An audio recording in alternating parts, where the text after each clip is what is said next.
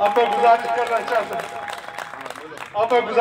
चाहता हूँ ये त्रिलोक त्यागी जी और भाभी, इनका साया ब्लेसिंग्स इस बासित हया जरगर पे रहना चाहिए और तुम आशा को सासुम बाकी तुम उसका कायम गजल से। अब मैं त्रिलोक त्यागी मैनिफेस्टो में यह है, मैं आपके बीच में कह रहा हूं कि कश्मीर, जम्मू कश्मीर को संपूर्ण राज्य का दर्जा दिया जाए और यहाँ के मुख्यमंत्री को हुक्म दिया।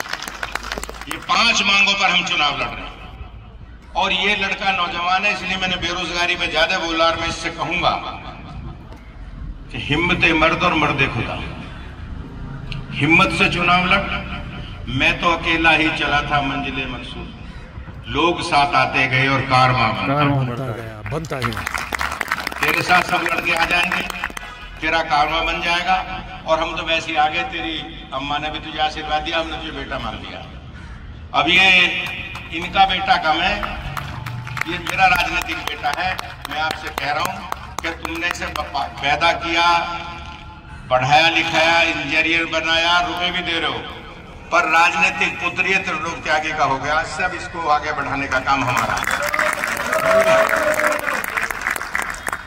मैं आपसे एक निवेदन कर रहा हूं कि इस बच्चे का साथ देना।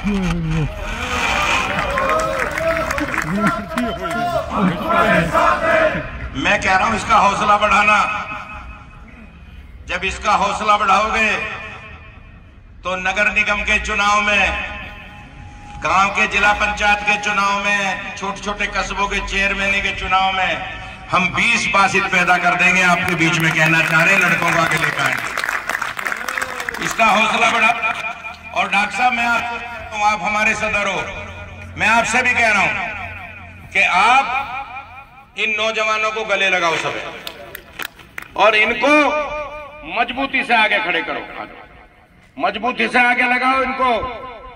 अगर ये फारूक भाई आ जाओ, इधर आ जाओ, इनको मजबूती से आगे खड़ा करो,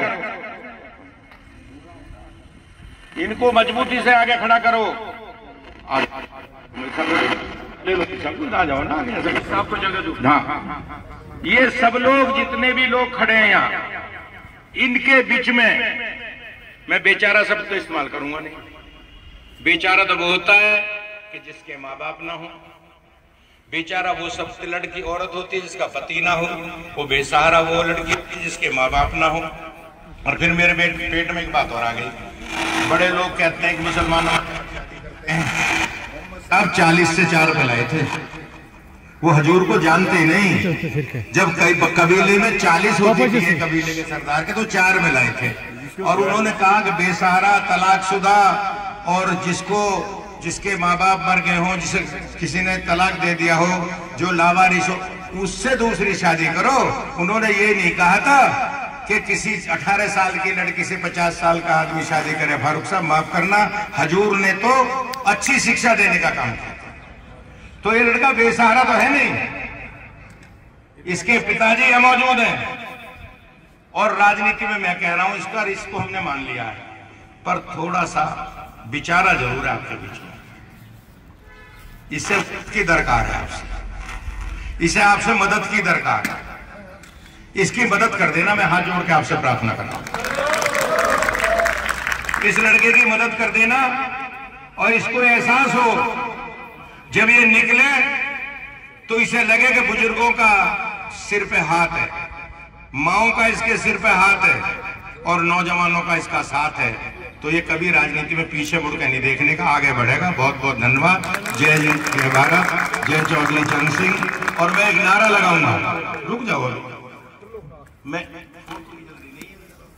मैं अभी एक नारा लगा रहा हूं। चौधरी चरण सिंह अमर रहे, अमर रहे, अमर रहे। चौधरी चरण सिंह अमर रहे, अमर रहे। जैन चौधरी जिंदाबाद, जिंदाबाद। आरएडी जिंदाबाद, जिंदाबाद, जिंदाबाद। वासिद हयात जिंदाबाद, जिंदाबाद, जिंदाबाद, वो तो आप खड़े और मैं खड़ा हूं, तो वासिद हयात जिंदाबाद, जिंदाबाद, जिंदाबाद। फारूक भाई कह रहे, फारूक भाई आप तो जिंदाबाद हो ही हो जब आप हमारे साथ खड़े हो। तो मैं आपसे कह रहा हूं कि इस बच्चे की तहे दिल से मदद कर दे।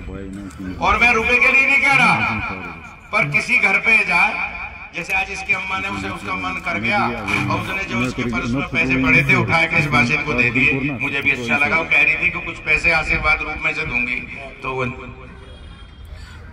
तो किसी के घर पे जाए, ये मत सोचना कि इसके पिताजी बड़ा काम कर रहा है, बिजनेस कर रहा है, मैंने पता भी करा, कुछ मकान दुकान भी बना रहा है, कुछ और भी काम कर रहा है। कहीं जाए तो 100 रुपए इसकी जेब में डाल देना, कोई ज्यादा नहीं। 100 रुपए से इसके कदमों की रफ्तार बढ़ जाएगी। ये कोई बहुत ज्यादा रुपए नहीं मिले इस साल जो इसकी अम्मा ने दिए, पर इसको लगेगा कि मुझे आशीर्वाद मिला, इसके कदमों की रफ्तार तेज हो जाएगी। ये मैं निवेदन करने आपसे, इस बच्चे का साथ देना। मैं अपनी बात समाप्त कर रहा हूँ और आपसे मेरे पास आ गया यहाँ, और अब फोटो बनवा लेते हैं। अब बंद करिए।